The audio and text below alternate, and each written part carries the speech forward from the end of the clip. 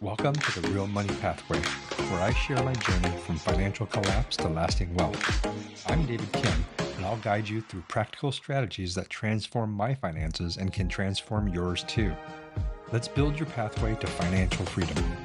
The content of this podcast is provided for general information purposes only and do not constitute financial advice. Listeners should not act upon the content or information here without first seeking appropriate advice from a financial professional. Welcome back to the Real Money Pathway. I'm David Kim, author of The Real Money Guide, the missing manual for financial recovery. And this is episode 5, Cash Flow Management During Crisis. In our previous episodes, we've covered my journey from financial collapse to rebuilding, explored the psychological impact of financial trauma, created a structured recovery roadmap, and discussed the critical importance of emergency funds. Today, we're addressing something that many financial experts don't talk about: how to manage your cash flow when you're in genuine financial crisis. Not when you need to cut back on lattes, but when you literally cannot pay all your bills with the money you have available. I still remember the exact moment this reality hit me. It was a Tuesday evening in 2014, shortly after losing a major state contract. I was sitting at my dining room table, all of my bills spread across the surface, calculator in one hand. A sick feeling grew in my stomach because the final tally showed that I needed $7,000 to cover everything due at that moment. I was $800 short with no additional income expected for several weeks. That $800 gap might seem manageable to some, but when you have no savings, no available credit, and no immediate income prospects, it represents an impossible chasm. In that moment, I faced a reality that many Americans experience, but few openly discuss: having to decide which bills to pay and which to let slide. Today's episode isn't about ideal financial management or best practices for stable situations. It's about practical approaches that work during financial distress. I'll share the exact systems I developed during my most challenging financial period, along with practical tools you can implement immediately, regardless of your current situation. Because effective cash flow management during crisis isn't about perfect. It's about making those impossible situations manageable while preventing complete financial collapse. When facing a financial crisis, the first step isn't creating a budget, it's understanding your true cash flow needs. This means stripping your expenses down to absolute essential and developing a clear picture of what you genuinely need to survive versus what you've been accustomed to spending. During my financial collapse, I faced a stark reality. My monthly expenses of $7,000 significantly exceeded my unstable consulting income, which was averaging around $6,200 monthly with extreme variability. This gap wasn't sustainable, and pretending otherwise only delayed necessary decisions while making the situation worse. My first step was creating a detailed spreadsheet that categorized every expense into 3 tiers: essential, important, and optional. This wasn't a typical budget exercise, it was financial triage, determining which expenses were absolutely necessary for survival and which could be reduced or eliminated during crisis. The essential category included only those expenses absolutely necessary for basic living and income generation: housing, utilities, food, transportation to work, critical insurance, and minimum debt payments necessary to avoid legal consequences. For me, these essential expenses totaled $3,270.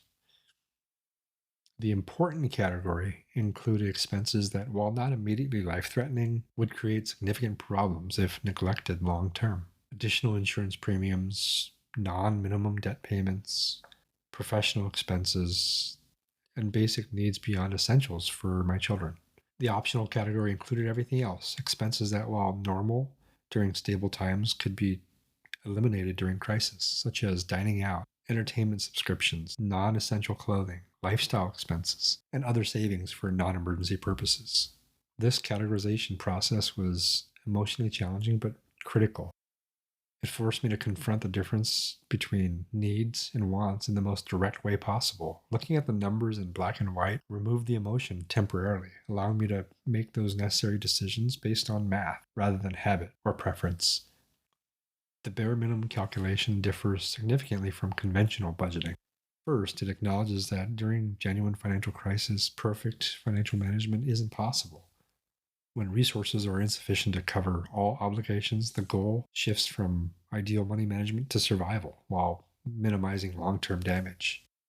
Second, it forces brutal honesty about true needs versus habitual spending. Many expenses we consider, quote, essential are actually lifestyle choices that can be temporarily reduced or eliminated during crisis. Netflix, Hulu, other cable TV, gym memberships, subscriptions, many of these fall into this category. Third, it creates a framework for prioritization when perfect solutions aren't possible. Knowing exactly what must be paid to maintain basic stability helps make impossible decisions, which bills to delay when resources are insufficient for all your obligations. Understanding your true cash flow doesn't solve financial problems. The gap between income and expense may still exist, but it provides you essential clarity that makes steps possible, converting an overwhelming situation into at least a series of difficult but manageable decisions.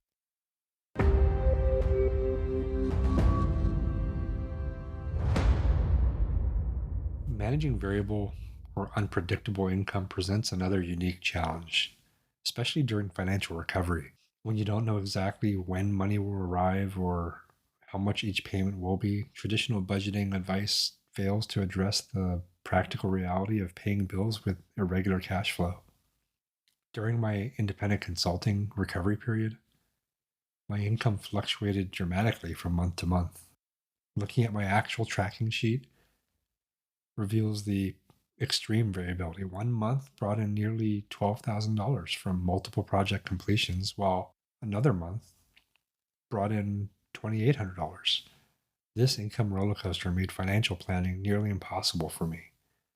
Bills arrived with consistent timing and amounts, but income appeared sporadically and unpredictably. Without strategies to manage this mismatch, even sufficient overall income can lead to missed payments, late fees, and of course, financial stress. The first crucial strategy I developed was income smoothing, banking larger payments and withdrawing a consistent monthly salary, regardless of when client payments arrived. This approach required establishing a separate consulting account specifically for managing that cash flow.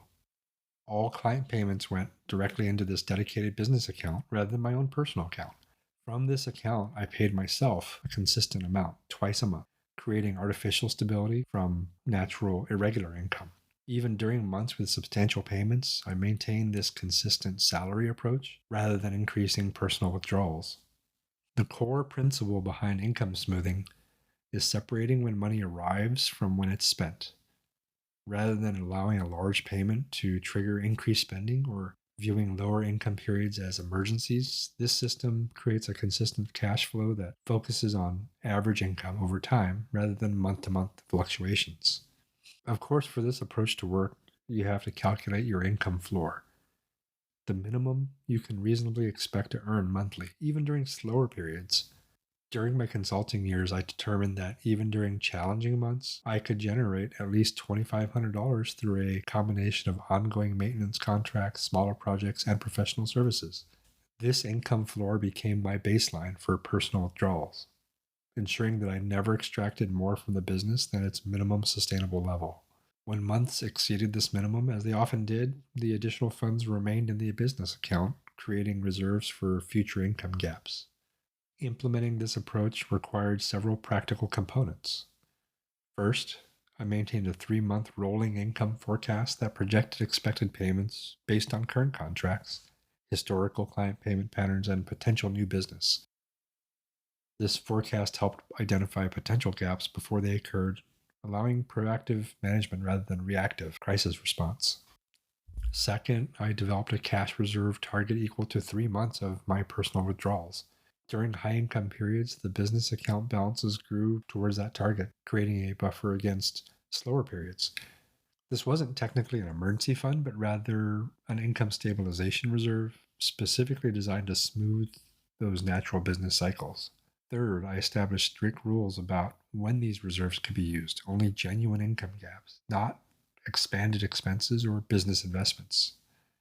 This discipline provided the system's integrity even during tempting opportunities.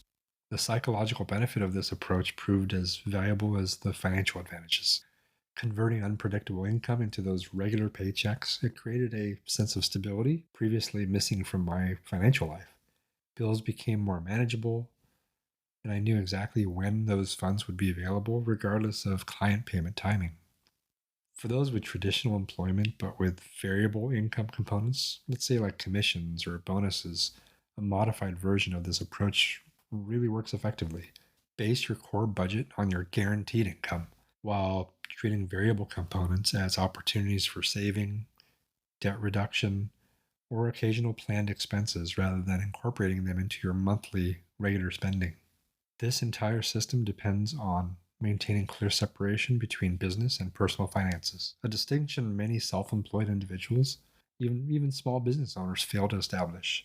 Using separate accounts for business income, tax reserves, and personal expenses creates essential visibility while preventing that cash flow confusion that often undermines that financial stability.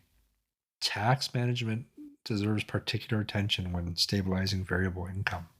Self employment taxes create additional complexity through quarterly estimated payments, obligations that arrive predictably but often surprise those that are not used to such employer withholding. My solution involved automatically directing 30% of all business income to a tax account before calculating available funds for personal withdrawals. This tax segregation ensured that funds needed for the quarterly payments remained untouched, preventing the common crisis of approaching tax deadlines without sufficient reserves. Regardless of your specific income pattern, some version of this smoothing approach can create greater stability during financial recovery. Whether you're self employed, commission based, or dealing with inconsistent work hours, converting variable income into predictable cash flow provides that foundation for reliable financial security.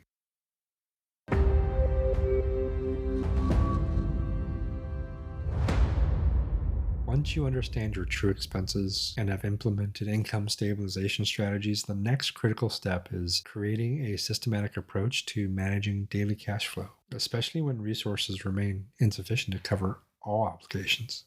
During my recovery period, I used a modified envelope system, an updated version of the traditional cash envelope method adapted for more modern banking and financial crisis management. This system helped transform overwhelming financial chaos into manageable components with clear priorities and decision frameworks. The traditional envelope system involves allocating physical cash to different spending categories. But of course, I found this impractical for managing larger financial obligations during recovery. So instead, I created a structure of dedicated accounts, each serving specific purposes with clearly defined allocation percentages. My actual account structure included number one, a primary checking account that served as the central hub for all bill payments, receiving the income salary from my business account. Number two, I had a dedicated rent/mortgage account specifically for housing payments, eliminating the risk of these critical funds being used for other purposes. Third, I had an emergency fund savings account, initially building towards that critical $1,000 starting point that we discussed in our previous episode. Fourth, a transportation fund, specifically for car payments, insurance, and essential maintenance, keeping my ability to earn income protected. And fifth, a family account dedicated to child support and essential expenses for my children during visitation. The allocation percentage reflected my prioritization during this financial crisis. 55% to the primary account, 25% to the housing, 10% to transportation, and 5% each to the emergency fund and family support. This structure created some prioritization during insufficient income periods. When resources didn't cover all the needs, I could make deliberate decisions about where the shortfalls could occur rather than reacting to whichever bills happened to arrive first. Complementing this account structure was my weekly cash flow review process, a non negotiable Sunday evening session with a specific checklist of items to verify. Updating all account balances to maintain complete awareness, reviewing upcoming bills for the next 2 weeks, confirming scheduled transfers between accounts, verifying pending income expected during the period, identifying any gaps requiring proactive management, and adjusting allocations if necessary based on changing priorities. This weekly review prevented the common crisis pattern of discovering insufficient funds only when bills come due. By maintaining that 2-week forward view, I could identify and address potential shortfalls before they create cascading problems. A crucial component of the system was my calendar-based approach to managing both bills and income. Using a dedicated financial calendar, initially paper-based, but later on a Google Calendar, I marked every bill due date and expected income date, creating a visual representation of cash flow through the month. This calendar system proved particularly valuable during those tight periods when the gap between expenses and income required pretty strategic management. By visualizing exactly when money would arrive relative to when the bills were due, I could make some informed decisions about which payments to prioritize and which might need deferral or partial payment. For those rebuilding after financial setbacks, I strongly recommend this calendar visualization approach. Beyond simple tracking due dates, it creates a awareness of the relationship between income timing and expense obligations. Information that enables you to make proactive decisions rather than reactive crisis response. Then supporting my account structure and calendar system was a modified zero-based budget. It was an important adaptation for financial crisis management, an importance ranking column for each expense category. During months when income covered all obligations, this ranking remained mainly theoretical, but when resources fell short, it provided a clear decision framework for allocating limited funds. This ranking system categorized expenses into 4 tiers. Tier 1 being those absolute essentials for survival and income generation. Tier 2 being the critical obligations with significant consequences if you don't pay. Tier 3 are the important expenses, but those that could be temporarily reduced or deferred. And then 4, everything else, discretionary spending, lifestyle expenses. During my most challenging months, this system guided difficult situations about which bills needed to be paid, which could be partially paid, and which could be unpaid temporarily. Rather than making these decisions in an emotional moment, when that bill arrives, the predetermined ranking system provided some objective guidance based on overall priority. What made this approach different from simply paying bills until money ran out was its strategic nature. By understanding the consequences of non-payment for different obligations and maintaining awareness of grace periods, late fee structures, and creditor practices, I can minimize the damage during impossible financial months. For example, knowing when there are grace periods for rent or mortgage, knowing when my electric company would charge fees immediately, and understanding when creditors reported to credit bureaus. This system doesn't eliminate the fundamentally challenging reality of insufficient income relative to expenses. It doesn't create money that doesn't exist. What it does provide is maximize control within constrained circumstances, converting this chaos into deliberate decisions aligned with long-term recovery priorities.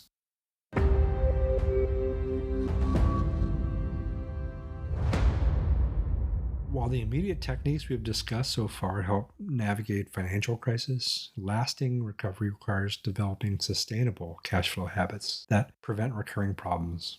The systems that served during my most challenging periods evolved into supporting long-term stability once the crisis passed. That weekly cash flow review checklist I developed during crisis has remained one of my most valuable financial practices, even as my situation improved dramatically.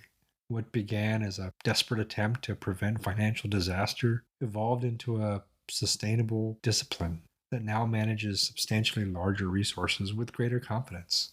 My current weekly review includes the same core elements established during recovery: the updating account balances, reviewing obligations, confirming transfers, verifying any pending income, and then identifying any potential concerns. But it now incorporates additional components: reviewing investment performance, tracking progress towards financial independence goals, evaluating tax implications of certain financial decisions, assessing business opportunities, and planning strategic financial moves. This evolution demonstrates how crisis management techniques can develop into powerful ongoing practices. The fundamental skill of maintaining complete awareness of your financial position serves equally well during hardship and prosperity. It simply addresses different concerns at different stages. Another practice that evolved successfully from crisis to stability was that calendar-based financial management system. What began as a critical tool for navigating insufficient resources developed into a strategic planning approach that now optimizes resource allocation across multiple objectives. That Visual representation of income and expenses continues providing valuable awareness, but instead of identifying which bills need to be deferred, it now highlights opportunities for investment deployment, tax planning, and strategic prepayments. The skill of visualizing cash flow timing translates directly from crisis management to opportunity optimization. And perhaps the most valuable evolving habit was the discipline of maintaining artificial stability despite natural income variation. The income smoothing approach developed during my consulting now serves equally well for when I manage equity compensation, bonus payouts, as well as investment income in my current situation. By continuing to base core expenses on reliable income while directing variable components towards long term objectives, this practice prevents lifestyle inflation while accelerating wealth development. The same discipline that preserved essential services during crisis now drives financial independence progress during this time of stability. The account structure developed during crisis has also evolved to support more sophisticated financial management. What began as basic compartmentalization for survival has developed into strategic asset allocation across multiple account types, all optimized for each of its different purposes. We have an operating account, a joint checking account that takes care of regular expenses. We have an emergency fund for, of course, unexpected needs, tax advantage accounts for our retirement, brokerage accounts for wealth building, and dedicated savings for specific goals.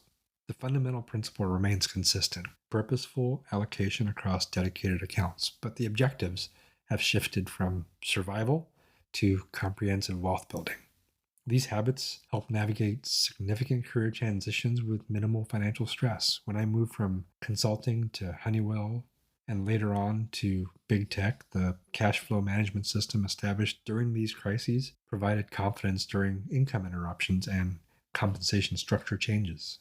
Understanding cash flow timing, maintaining appropriate reserves, and implementing systematic resource allocation made these transitions opportunities rather than crises. The same skills that preserved essential services during hardship enabled strategic decision making during advancement. For those currently navigating financial challenges, recognizing this evolution potential provides some valuable perspective. The discipline required for this effective crisis management isn't just about your survival. It's about developing skills and systems that will continue to serve you throughout your financial journey. This perspective transforms those difficult financial periods from pure hardship into valuable learning opportunities. While no one would choose financial crisis, extracting lasting practices from these experiences creates meaning from difficulty and strengthens future financial management. The specific habits worth cultivating during this recovery include complete financial awareness through regular review, purposeful resource allocation across dedicated accounts, forward looking cash flow visualization, systematic decision making frameworks, artificial stability creation despite income variation, proactive communication during potential problem periods, documentation of financial activities, strategic prioritization based on value hierarchies, early warning systems for developing issues, and continuous evaluation and adjustment of your financial systems.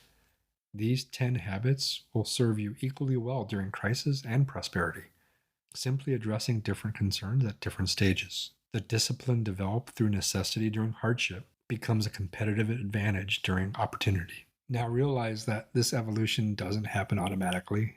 It requires consciously adapting crisis management techniques to changing circumstances while maintaining their core disciplines. By recognizing the fundamental principles behind specific practices, I could modify applications while preserving valuable discipline. For anyone currently implementing these approaches during financial challenges, maintain awareness of both immediate application and evolution potential.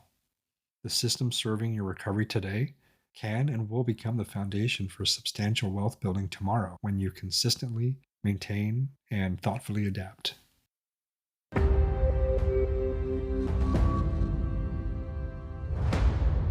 Today's episode focused on practical cash flow management during financial crisis, and our takeaway provides an immediate implementation tool based on the approaches we've discussed.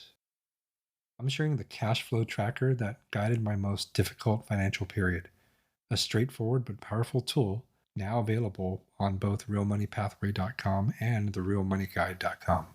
This resource is incorporated into the financial reality check tool we introduced in earlier episodes, providing integrated support for comprehensive financial management.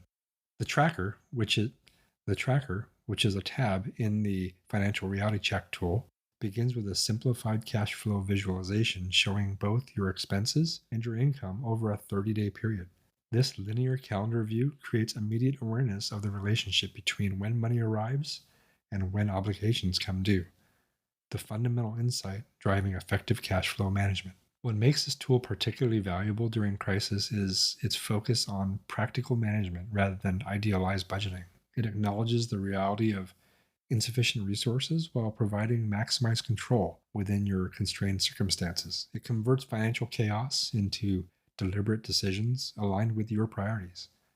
My own experience using this system produced dramatic reductions in financial stress, even before my circumstances substantially improved. The before and after looks like this. Before implementing systematic cash flow management, I was always under constant anxiety about when bills would be due.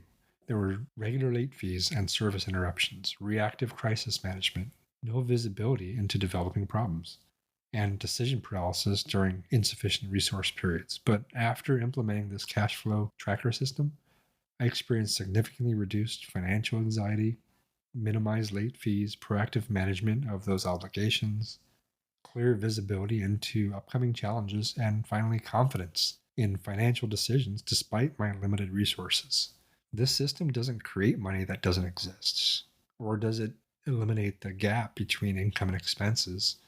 But what it does is it provides the maximized effectiveness of available resources. It reduces consequences during difficult periods and provides a slightly clearer pathway to eventual stability. So feel free to check out this tool as well as the 30 to 40 other tools available for free on the websites.